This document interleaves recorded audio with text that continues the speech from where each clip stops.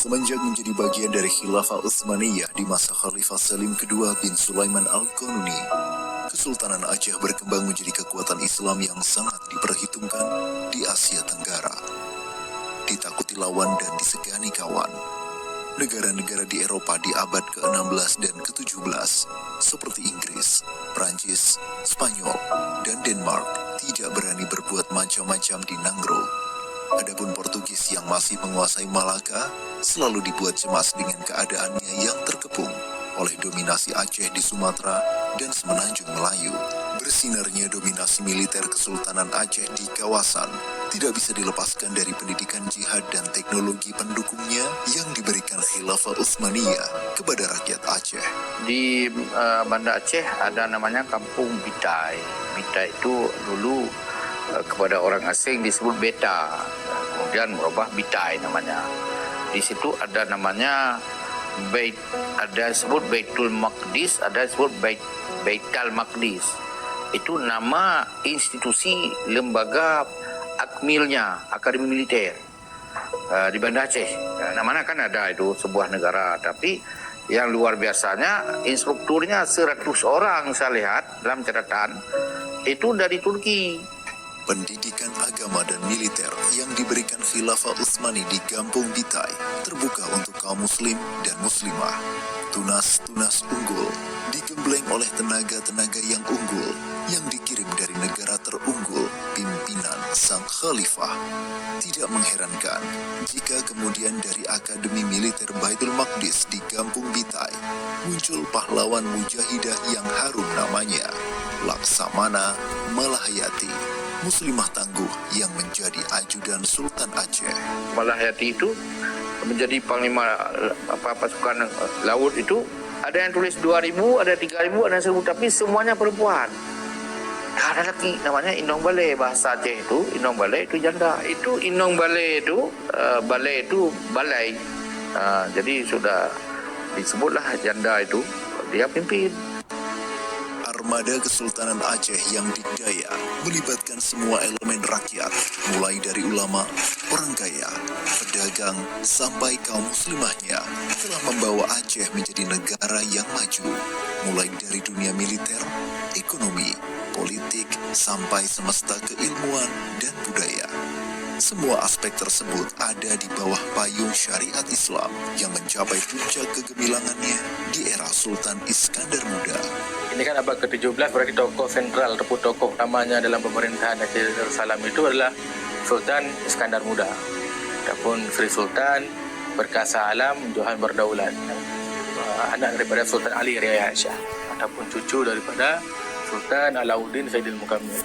Ialah Sri Sultan Perkasa Alam Johan Berdaulat yang kuasanya bertahtakan Ratna Mutumanikam, Raja Islam yang beroleh martabat memerintahkan hukum dan adat di negeri Aceh Darussalam. Islam itu sendiri kan, itu sudah mendarah mendaging bagi Aceh sendiri, siapapun orangnya kan itu sudah bahagian dari kehidupan. Saya tidak tahu bagaimana memisahkan lagi kan, mana sistem pemerintah, mana adat, itu kan sudah menyatu sendiri kan. Jadi hingga itu sudah bahagian dari sistem pemerintahan, kita sebut begitu. Betapa kuatnya Sultan Iskandar Muda berpegang teguh kepada syariat Islam, sampai-sampai ia tak segan untuk menghukum segala pelaku penyelewengan hukum Allah dan Rasul-Nya. Bahkan, tatkala anaknya sendiri yang bernama Merah Pupok melanggar syariat, ayahnya sendirilah yang menjatuhkan hukuman. Sebagai orang Islam dia bilang anak Nabi, dikatakan kalau anakku Fatimah mencuri, aku yang potong tangan. Dia mau itu anak raja. Apa yang kurang anakku? Kamu semua dapat, kenapa kamu melakukan itu? Akhirnya dia bunuh. Saya melaksanakan sendiri hukumannya. Coba bayangkan kalau bukan karena Islam begini, kamu cabut, kita cari dia bukan Islam, dah ada di dunia itu.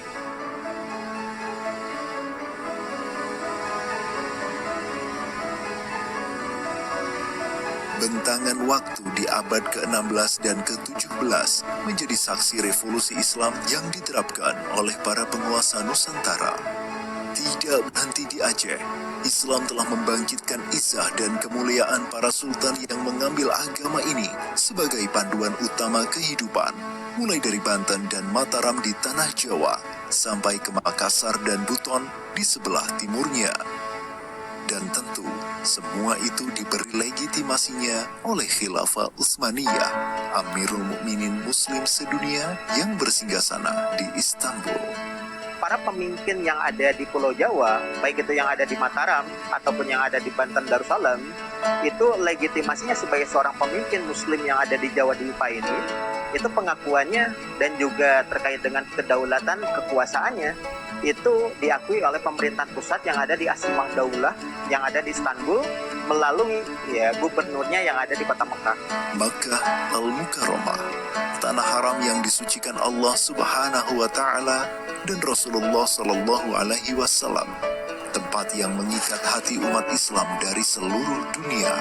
Sampai di masa Khilafah Utsmaniyah, kepengaturan urusan publik di Makkah dan Madinah diserahkan kepada para syarif keturunan Nabi Shallallahu Alaihi Wasallam. Oleh para syarif tersebut, kota Makkah tidak hanya dijadikan magnet bagi kaum Muslim untuk menunaikan ibadah haji semata, namun juga ladang untuk meraih ilmu, bahkan sampai masalah legitimasi daulat. Sejarah mencatat Banten sebagai kesultanan pertama di Pulau Jawa yang mengajukan ketaatan dan baiat kepada otoritas pusat dunia Islam, yaitu Khilafah Utsmaniyah via Makkah. Nah, tahun 1636, Sultan Banten yang keempat, yaitu Sultan Abu Mafakhir Mahmud Abdul Qadir, itu mengirim 3 orang penting Banten sebagai utusan ke Mekah, ya, di mana salah satu dari 3 utusan ini merupakan Imam Kesultanan Banten yang tinggal di Tangerang, yaitu Imam Arya Wangsakara.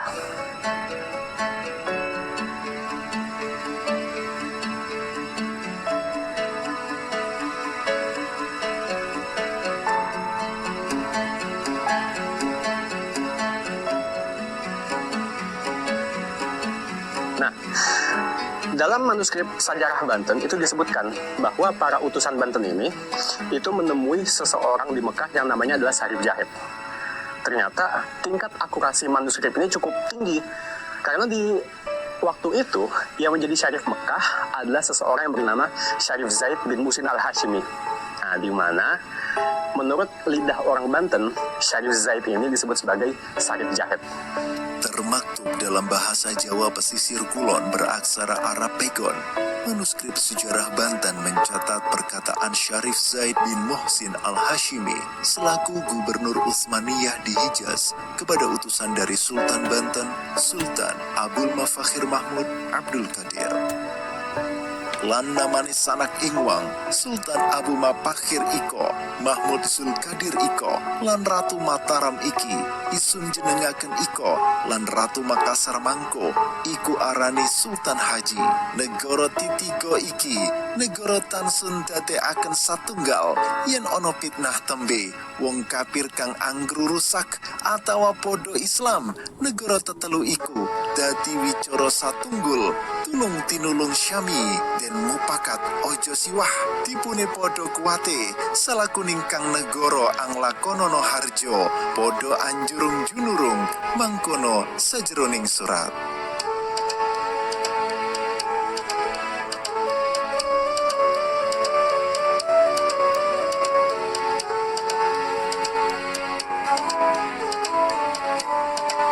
Berjalan makin ke pedalaman Jawa, akan ditemui kekuasaan Islam yang juga sama di daya, Kesultanan Mataram. Didirikan oleh Panembahan Senopati Ingalogo, Mataram terus tumbuh menjadi pemerintahan yang berdaulat dan mencapai puncaknya di masa pemerintahan Sultan Agung Hanyokrokusumo. Sebagaimana Sultan Abul Mafakhir dari Banten, Sultan Agung juga mengirim utusan ke Syarif Zaid bin Muhsin Al-Hashimi di Makkah pada tahun 1639. Melalui Syarif Zaid, Sultan Agung berharap agar kekuasaannya di Pulau Jawa juga disahkan oleh otoritas tertinggi umat Islam sedunia kala itu, Sultan Murad keempat dari Khilafah Utsmaniyah. oleh Syarif Makkah selaku wakil Khilafah Utsmaniyah, Sultan Agung ditahbiskan sebagai Sultan Abdullah Muhammad Maulana Al-Matarami disertai sebuah guci yang berisi air zam-zam. Sampai hari ini, guci tersebut masih ada di Astana Imogiri yang kemudian diberi nama Enceh Kiai Mendung. Ketaatan politik yang dilakukan penguasa Aceh, Banten, dan Mataram juga diikuti oleh penguasa Goa di Makassar. Menuntungi Daeng Matola, penguasa Makassar ke-15 beserta pembicara Buta atau Mangkubuminya, Karaeng Patingaloang, dari Talo, turut mengirim utusan ke Makkah hingga penguasa Makassar tersebut mendapat gelar Sultan Muhammad Said.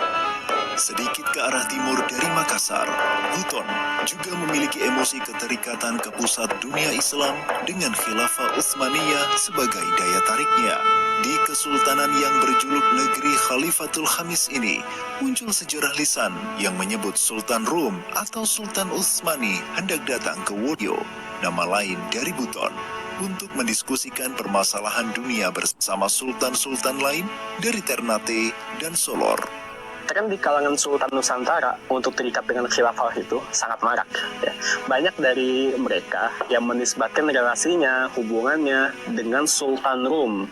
Siapa itu maksudnya? Khalifah Utsmaniyah. Karena salah satu gelar daripada para Khalifah Utsmani itu adalah Sultan Rum. Nah, selain itu, relasi dengan Khilafah Abbasiyah di kalangan para Sultan Nusantara juga marak. Dari segi apa? Dari segi penggunaan gelar-gelar dalam cap-cap atau stempel-stempel mereka.